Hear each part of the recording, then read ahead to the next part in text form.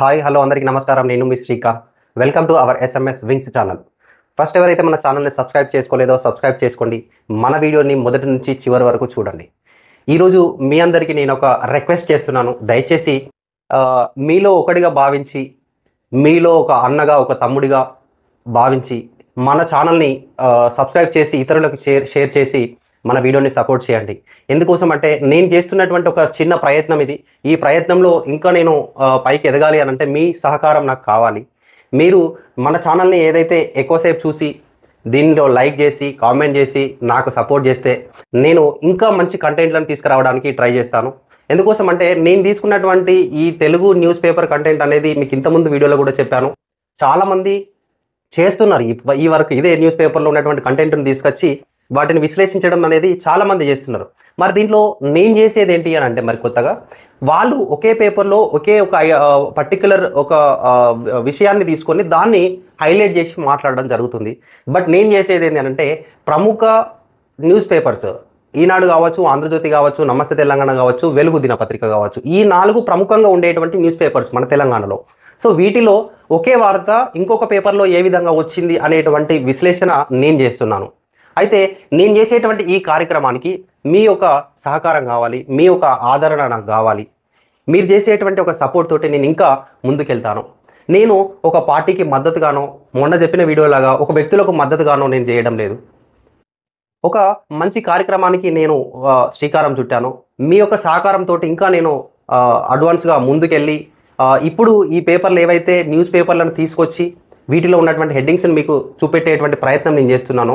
మీరు ఇచ్చేటువంటి సహకారంతో భవిష్యత్తులో దీన్ని ఒక డిజిటలైజేషన్గా చేసి డిజిటల్ రూపంలో మీకు అన్ని ఇట్లా మాన్యువల్గా పేపర్స్ పెట్టడమే కాకుండా ఒక డిజిటల్ కంటెంట్లో తీసుకొచ్చి మీకు మీ ముందుకు ఇంకా మంచి కంటెంట్ ఉన్నటువంటి వార్తలను మీ ముందుకు అందిస్తాను. దయచేసి మీలో ఒకటిగా భావించి నా యొక్క ఈ ఛానల్ని ఆదరించి కామెంట్ చేసి లైక్ చేసి మీ దగ్గర ఉన్న వాళ్ళకి మన ఛానల్ని లింక్ను షేర్ చేసి వాళ్ళతోటి సబ్స్క్రైబ్ చేపిస్తారని వేడుకుంటూ మరి ఈరోజు దినపత్రికలో ఉన్నటువంటి ప్రముఖ హెడ్డింగ్స్లోకి వెళ్దాం.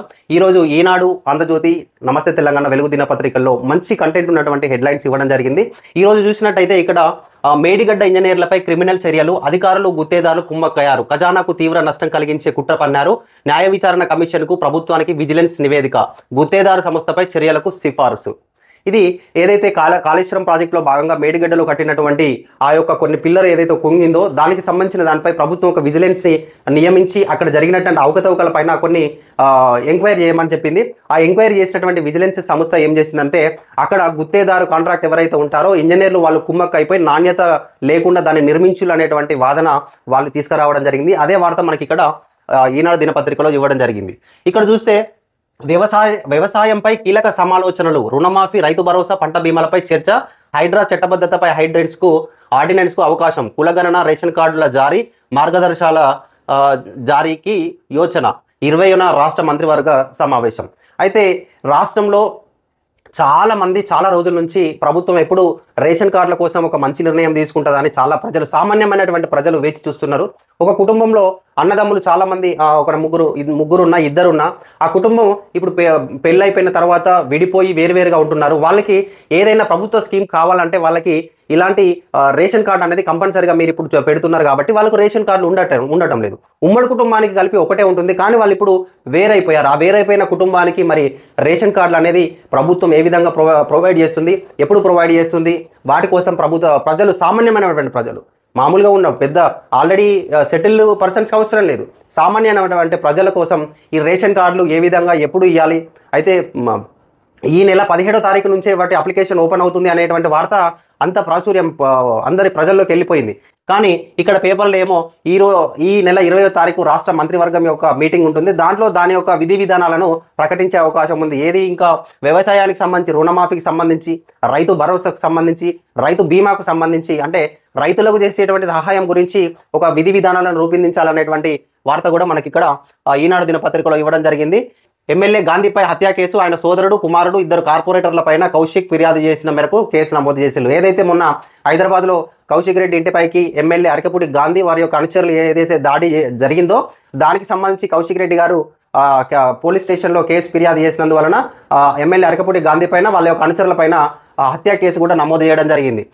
మరి ఇక్కడ ఆంధ్రజ్యోతి విషయానికి వస్తే ఇక్కడ రష్యాలో నిత్యం నరకమై ఎటు నుంచి బాంబులు పడతాయో తెలియదు, అడవిలో స్లీపింగ్ బ్యాగ్లో పడుకునే వాళ్ళం. ఇక్కడ చూసినట్టయితే చాలా మంది మన దేశం నుంచి రష్యాలో, యుక్రెయిన్లో చదువుకోవడానికి లేదంటే ఏదైనా జాబులు చేయడానికి అక్కడికి వెళ్తూ ఉంటారు. అక్కడ యుక్రెయిన్ రష్యా జరిగేటువంటి వాళ్ళ యుద్ధంలో భాగంగా అక్కడ మన భారతీయులు కూడా తీవ్ర భయానక పరిస్థితుల్లో ఉంటున్నారు అనేటువంటి వార్త రష్యాలో ఉంటున్న వ్యక్తి మన ఇండియాకి వచ్చిన తర్వాత తను చెప్పడం జరిగింది. ఆంధ్రజ్యోతి తోటి తన యొక్క అక్కడ జరిగినటువంటి పరిస్థితులను వివరించిండు. ఇక్కడ చూసినట్టయితే ఇంకో వార్త వచ్చేసి FTL నిల్ చెరువుల FTL బఫర్ జోన్ నిర్ధారణలో మహాజప్యం. HMDA పరిధిలో 3,500కు పైగా చెరువులు తుది నోటిఫికేషన్ ప్రకటించింది. 230కి మాత్రమే, 11 ఏళ్లలో 10% లోపు చెరువులకే. మరి ఇది ఏదైతే హైడ్రాకు సంబంధించి ప్రభుత్వం ఇంకా ఎన్ని చెరువులల్లా FTL బఫర్ జోన్ల యొక్క నిజ నిర్ధారణ ఇంత ఉంది అనేటువంటి లెక్కలు తేల్చాల్సినటువంటి దానిలో జప్యం ప్రకటిస్తుంది. ఇంకా లేట్ అవుతుంది. ఒక 230కి మాత్రమే, 230 చెరువులకు మాత్రమే తుది నోటిఫికేషన్ ఇచ్చి ఇంతవరకు FTL ఇంతవరకు బఫర్ జోన్ అనేటువంటి ప్రకటించింది అనేటువంటి వార్త మనకి ఇక్కడ FTL ఆంధ్రజ్యోతిలో ఇవ్వడం జరిగింది.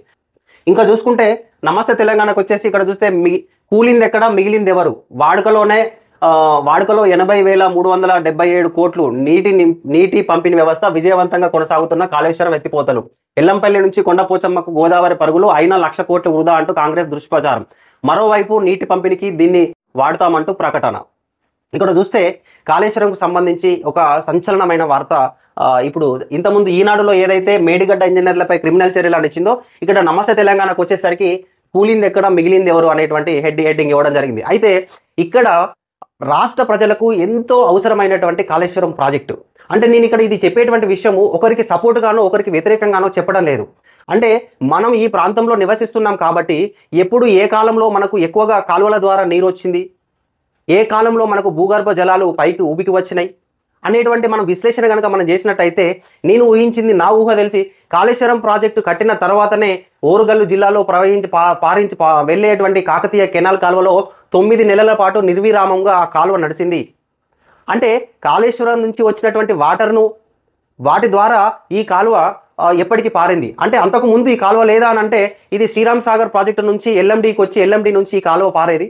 సో అప్పుడు కొద్ది రోజులే, వారం వచ్చేది కాలువ బంద్ అయ్యేది. అంటే నేను దీని గురించి ఎందుకు చెప్తున్నానంటే ఒక పార్టీ పైన వ్యతిరేకతతోటి, ఒక వ్యక్తి పైన వ్యతిరేకతతోటి ఒక మంచి ప్రాజెక్టును దాన్ని మనం పక్కన పెట్టడం అనేది కూడా ప్రజలకు మంచిది కాదు. ఐ అప్పీల్ టు ముఖ్యమంత్రి రేవంత్ రెడ్డి గారు, దీన్ని రాజకీయ కోణంలో చూడకండి. మీకు ఇది మంచి పేరు వస్తుంది. మీరు గత ప్రభుత్వము ప్రవేశపెట్టిన కొన్ని పథకాలను కంట్రోల్ చేసి మీ యొక్క మంచి పథకాలను ముందుకు తీసుకొస్తున్నారు, దాంట్లో ప్రాబ్లం ఏం లేదు. కానీ ఇది ప్రజలకు అవసరం అయ్యేటువంటి ఒక మంచి ప్రాజెక్టు. దీంట్లో ఏమైనా లోపాలు జరుగుంటే విచారణ చేయండి. ఆ లోపాలు జరిపించినటువంటి అధికారులపైన, నాయకులపైన చర్యలు తీసుకోండి. కానీ ప్రజలకు అవసరం అయ్యేటువంటి గొప్ప ప్రాజెక్టును వాటిని ఒక రాజకీయ కోణంలో చూసి దాన్ని పక్కన పెట్టకండి. I requested to sir. ఎందుకోసం అంటే మనకు గోదావరి ఎప్పుడైనా కూడా లోతునే ఉంటుంది, కింద ఉంటుంది. మనకు నీళ్లు రావాలని అంటే ఎత్తుగడ్డకు పంపింగే చేయాలి. అది ఎవ్వరికైనా తెలిసిన విషయమే సార్. అయితే మేడిగడ్డ దగ్గర జరిగినటువంటి ఒక్క పిల్లర్ కుంగుబాటు కారణంగా పూర్తి కాళేశ్వరం వేస్ట్, 1,00,000 కోట్లు వృధా అనేటువంటి వార్తలు మనం చాలా చూసాం.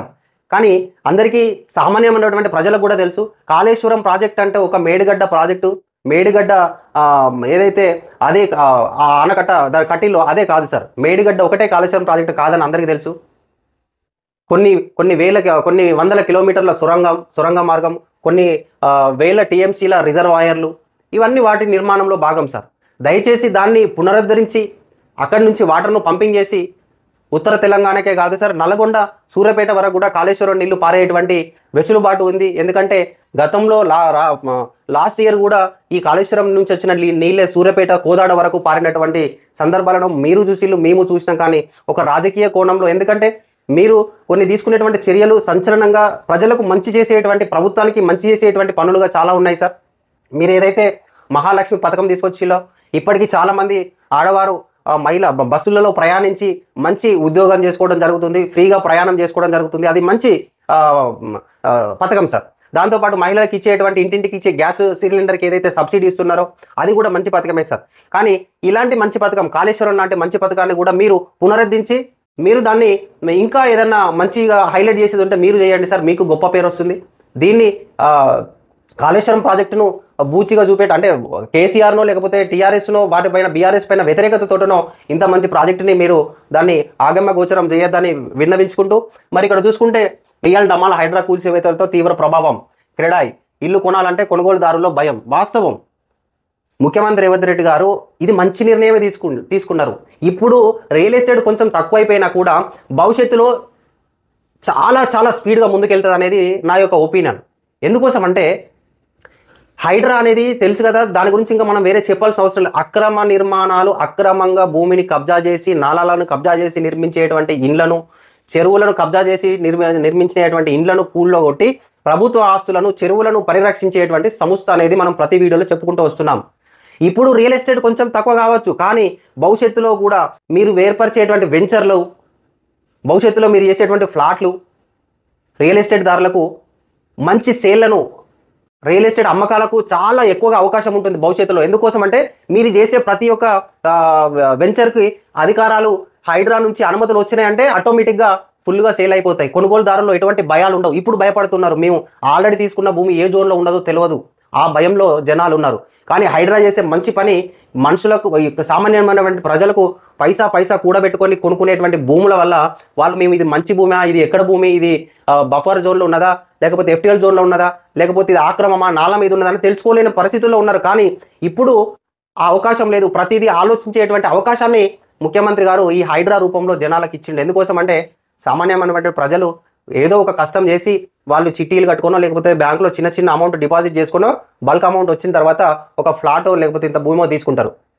అలాంటి వాళ్ళ కోసం ఈ హైడ్రా ద్వారా మంచి అవకాశం దొరికింది. ఆలోచించేటువంటి గుణం, ఆలోచించేటువంటి అవకాశం ప్రజలకు సృష్టించిండు ముఖ్యమంత్రి రేవంత్ రెడ్డి గారు.